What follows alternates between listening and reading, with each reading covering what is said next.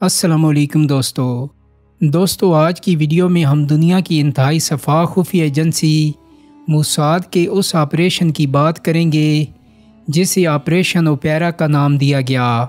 دنیا کی تاریخ میں بغیر کسی جنگ یا اشتعال کے ایک ملک اسرائیل نے دوسرے ملک عراق کی سرحدی خود مختاری اور فضائی حدود کی شدید خلاف ورزی کرتے ہوئے عراق کے اندر کئی سو کلومیٹر گھس کر 8 F-16 لڑاکا طیاروں کی مدد سے اس کے ایٹمی ری ایکٹر پر فضائی حملہ کر کے اسے مکمل طور پر تباہ کر دیا۔ اسرائیل اگر وہ حملہ نہ کرتا تو عراق مرد آن صدام حسین کی قیادت میں یقینی طور پر جوہری ہتھیار تیار کر لیتا۔ اس حملے میں جوہری پلانٹ چلانے والا ایک جونیئر فرانسیسی اہلکار اور 10 عراقی فوجی شہید ہوئے تھے۔ اسرائیل نے اس حملے کے لیے اتوار کے دن کا انتخاب کیا کیونکہ اس دن مسیحی افراد کام سے چھٹی کرتے ہیں۔ حملے کے وقت اس پلانٹ میں کم از کم 25 پاؤنڈ یورینیم موجود ہونے کی اطلاع تھی۔ عراقی خبر رساں ادارے نے اس حملے کی خبر اس وقت تک نہیں دی جب تک اسرائیل نے خود حملے کی ویڈیو نشر نہیں کی۔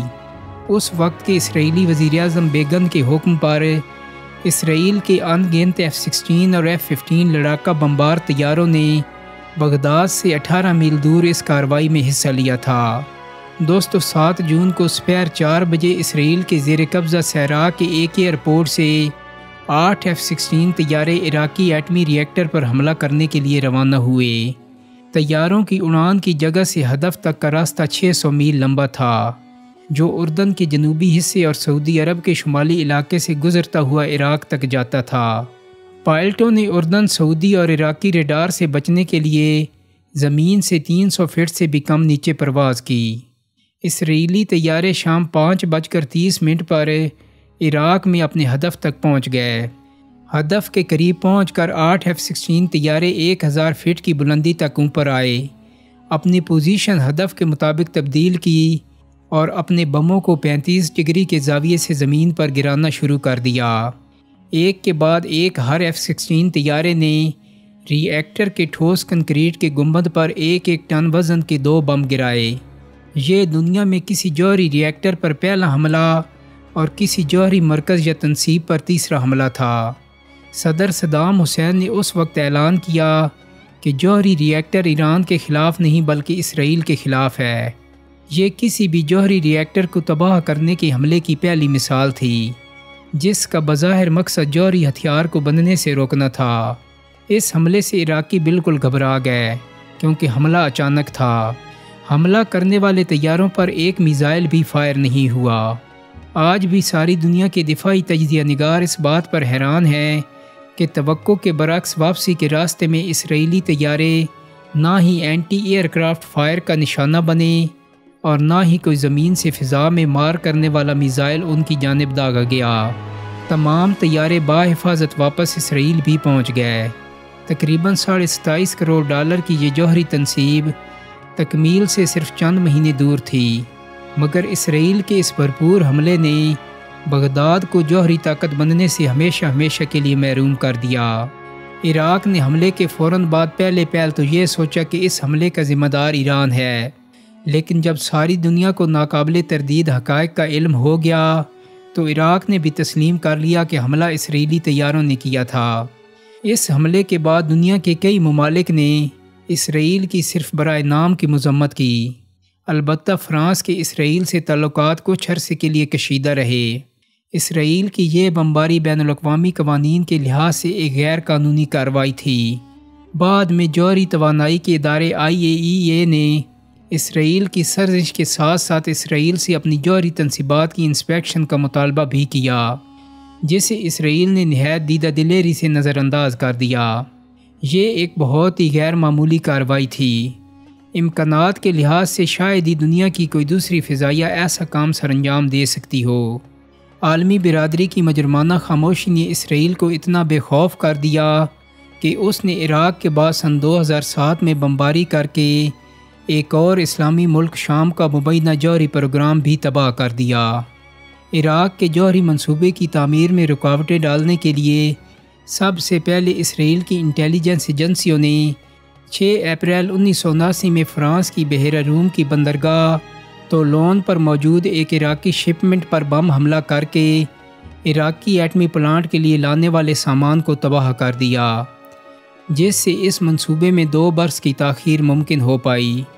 اسرائیلیوں کے تجزیے کے مطابق فرانس اپنا نیوکلیئر پلانٹ عراق کے ایک ایسے صدر کو فروخت کر رہا تھا جو اپنے آپ کو صلاح الدین ایوبی کا جانشین سمجھتا تھا۔ سلطان نے بیت المقدس پر حملہ کر کے یہودیوں کی حکومت ختم کی تھی۔ اسرائیل صدام حسین کو اپنے وجود اور سلامتی کے لیے ایک خطرہ سمجھتا تھا۔ اسرائیل نے صدر صدام حسین کو کمزور کرنے کے لیے 60 کی دہائی سے ان کے مخالف گروہ یعنی کردوں کو مدد مہیا کرنی شروع کر دی تھی۔ اسرائیلی انٹیلیجنس ایجنسیوں اور اسرائیلی فوج نے کردوں کے مختلف گروہوں کو گوریلا جنگ کی تربیت بھی دی، لیکن یہ سب عراق کو کمزور کرنے میں ناکام رہے۔ کردوں نے اسرائیل سے مدد مانگی تھی کہ وہ صدام حسین کو قتل کرنے میں ان کی اسی طرح معاونت کرے جس طرح اس نے مصری انٹیلیجنس کے سربراہ کو سن 1956 میں قتل کیا تھا۔ صدام حسین سن 1971 میں ہی عراق کے ایک طاقتور لیڈر بن چکے تھے، تاہم ایران میں اسلامی انقلاب کی وجہ سے انہوں نے حسن البکر کو معزول کیا اور خود عراق کے صدر بن گئے۔ صدام حسین یہودیوں کو ماضی کی قوموں کی باقی ماندہ غلاظت سمجھتے تھے۔ صدام حسین کی کوشش تھی کہ اس کے پاس ایسا اسلحہ ہونا چاہیے جس کی وجہ سے اسے حقیقی خطرہ سمجھا جائے، اس لیے انہوں نے سن 1973 ہی سے عراق کو جوہری طاقت بنانے کے لیے منصوبہ بندی شروع کر دی تھی۔ صدر صدام حسین نے ستمبر 1975 میں فرانس سے جوہری پاور پلانٹ خریدنے کا منصوبہ بنایا، جو کہ کسی بھی عرب ملک کی جانب سے جوہری ری ایکٹر حاصل کرنے کی پہلی کوشش تھی۔ صدام حسین نے اس جوہری پلانٹ کے حصول کے لیے $2 ارب کی ایک خطیر رقم دی اور ساتھ ساتھ فرانس کو مارکیٹ سے کم نرخوں پر تیل بھی فروخت کرنے کا معاہدہ کیا۔ اس پس منظر میں اسرائیل نے فرانس اور عراق کے جوہری منصوبے میں بڑھتے ہوئے تعاون کو اپنے وجود کی سلامتی کے لیے خطرہ قرار دیا اور اسے روکنے کے لیے کارروائیاں تیز کر دیں۔ اسرائیل نے اپنی انٹیلیجنس موساد اور وزارت خارجہ کے اشتراک سے ایک خصوصی ٹیم تشکیل دی جسے نیا دور کا خفیہ نام دیا گیا۔ اس دوران اسرائیل نے اپنی جاسوسی کے ذریعے عراق کے جوہری منصوبے میں کام کرنے والے کچھ ایسے اہلکاروں کو خرید لیا تھا جن کی وجہ سے اسے یہاں ہونے والی ہر پیش رفت سے مکمل آگاہی ہوتی رہتی تھی۔ بالآخر اسرائیل نے عراقی سائنسدانوں کا قتل کرنا شروع کر دیا۔ موساد نے عراقی سائنسدان خضر حمزہ اور جعفر کو قتل کرنے کا منصوبہ بنایا تھا، جو کہ عراق کے جوہری منصوبوں کی قیادت کر رہے تھے۔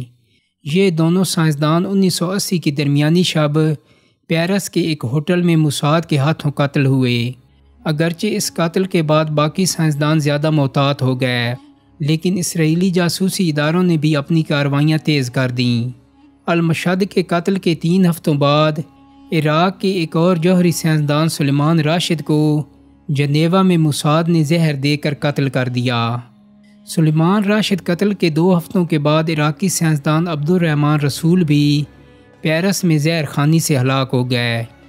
عبد الرحمن رسول کے قتل میں موساد کی ایک خاتون رکن زیپی لیونی کا بھی کردار تھا، جو بعد میں اسرائیل کی وزیر خارجہ اور نائب وزیر اعظم بھی بنی۔ عراقی سائنسدانوں کی ہلاکتوں کی وجہ سے عراقی جوہری پروگرام کو نقصان پہنچا اور عراق میں کام کرنے والے فرانسیسی اور دیگر غیر ملکی سائنسدانوں میں بھی خوف بڑھ گیا اور ان میں سے کئی عراق سے فرار بھی ہو گئے، لیکن جوہری منصوبے اور تنصیبات پر کام بند نہیں ہوا۔ صدام حسین نے اسرائیل کو سنگین نتائج کی دھمکیاں بھی دیں۔ ان تمام حالات کے باوجود عراق کو یقین تھا کہ وہ جوہری منصوبے کی تکمیل میں کامیاب ہو جائے گا اور اسی وجہ سے اسرائیل کا خوف بڑھتا چلا گیا۔ موساد کو اندازہ ہو گیا کہ سائنسدانوں کے قتل اور جاسوسی سے زیادہ فائدہ حاصل نہیں ہو سکتا۔ بالآخر موساد نے اسرائیلی وزیر اعظم بیگن کو اکتوبر 1980 میں آگاہ کر دیا کہ ابھی تک اگر کوئی راستہ موجود ہے تو وہ صرف فضائی بمباری ہے، یعنی باقاعدہ جنگی کارروائی، اور یہ حملہ اتنا طاقتور ہونا چاہیے کہ اس کے بعد عراق کی جوہری تنصیبات مکمل طور پر تباہ ہو جائیں۔ تاریخ کا ایک اہم موڑ جس نے اسرائیل کو F-16 طیارے حاصل کرنے میں ایک حیران کن کردار ادا کیا۔ سن 1979 میں اسرائیل کی خوشبختی یہ ہوئی کہ ایران میں آیت اللہ خمینی کی سربراہی میں اسلامی انقلاب نے امریکہ کے ایک اہم حلیف اور اتحادی شاہ ایران کو معزول کر دیا۔ خطے میں اس تبدیلی کے بعد امریکہ نے شاہ ایران کو دیے جانے والے طیاروں کا سودا یک طرفہ طور پر منسوخ کر دیا، جس کی وجہ سے امریکہ نے اس وقت تیار ہونے والے 76 جدید ترین F-16 لڑاکا طیاروں کو ایران کے بجائے اسرائیل کو دینے کی پیشکش کی، جو اسرائیل نے فوراً قبول کر لی، اور عراق کے ایٹمی ری ایکٹر کی تباہی انہی F-16 کی کارروائی سے کامیابی سے ہمکنار ہوئی اور اسرائیل نے اپنا ہدف حاصل کر لیا۔ عراق کا ری ایکٹر ملبے کے ڈھیر میں بدل گیا اور صدام حسین کے جوہری عزائم شاید مستقل طور پر ختم ہو گئے تھے۔ صدام نے حملے کے بعد اپنی پارٹی کی قیادت سے اپنی خطاب میں بمباری کا ذکر اہم بھرتے ہوئے نہایت افسوس اور دکھ کے ساتھ کیا، لیکن عراق کے ایٹمی ری ایکٹر کی تباہی کے بعد صدام کا رد عمل اسرائیلی انٹیلیجنس کی توقع کے بالکل برعکس تھا۔ دباؤ میں آنے کے بعد صدام زیادہ جارحانہ اور زیادہ پرعزم ہوتا جا رہا تھا، لہٰذا $40 کروڑ کا منصوبہ $10 بلین کا منصوبہ بن گیا اور اس میں 400 سائنسدانوں کی تعداد بڑھ کر 7000 ہو گئی۔ اور دوستو، شاید یہی ہمت و حوصلہ اور ہر قیمت پر ایٹمی ہتھیاروں کا حصول 2003 میں عراق پر امریکی حملے کا اور پھر صدام حسین کی پھانسی کا باعث بنا۔ اس حملے کے بعد اسرائیل نے اپنی دفاعی حکمت عملی میں ایک نئے نظریے کا اضافہ کیا، جسے بیگن ڈاکٹرائن کا نام دیا گیا۔ اس ڈاکٹرائن کے مطابق اسرائیل خطے میں اپنی سلامتی کے لیے خطرہ سمجھے جانے والے کسی بھی ملک کو کسی بھی قیمت پر جوہری ٹیکنالوجی سے محروم رکھے گا۔ عراق اور شام میں زیر تعمیر جوہری ری ایکٹر کے خلاف اسرائیل کے حملوں نے ری ایکٹروں کو بغیر کسی بڑے جانی نقصان کے مکمل طور پر تباہ کر دیا تھا۔ موجودہ حالات میں اسرائیل بہت زیادہ فضائی طاقت اپنے مخالفین کے خلاف استعمال کر رہا ہے، لیکن اسرائیل شاید یہ بھول گیا ہے کہ پیشہ ورانہ صلاحیت کا استعمال کمزور ممالک کے خلاف نہیں بلکہ برابر کے مخالف کے خلاف ہوتا ہے۔ اور ہاں دوستو، آپ کو اس واقعہ کا سب سے زیادہ افسوسناک پہلو بتاتا چلوں کہ عراقی ایٹمی ری ایکٹر کی تباہی میں 2 اسلامی ممالک سعودی عرب اور اردن بھی برابر کے شریک تھے، کیونکہ انہی دونوں نے اسرائیل کو اپنی فضائی حدود استعمال کرنے کی مکمل اجازت دی۔ تبھی تو اسرائیلی طیاروں نے 600 میل دور اپنے ہدف کو کامیابی سے نشانہ بنایا۔ دوستو، امید کرتا ہوں کہ میری آج کی ویڈیو آپ کو پسند آئی ہوگی۔ اگر ویڈیو اچھی لگی ہے تو اس کو لائک اور شیئر کر دیں۔ میرے چینل کو سبسکرائب کرنے کے ساتھ ساتھ بیل آئیکن کو بھی کلک کر دیں تاکہ آپ کو میری آنے والی مزید ویڈیوز کے نوٹیفیکیشن ملتے رہیں۔ بہت جلدی ایک نئی ویڈیو کے ساتھ ملاقات ہوگی۔ اپنا بہت سارا خیال رکھیے گا۔ اللہ حافظ۔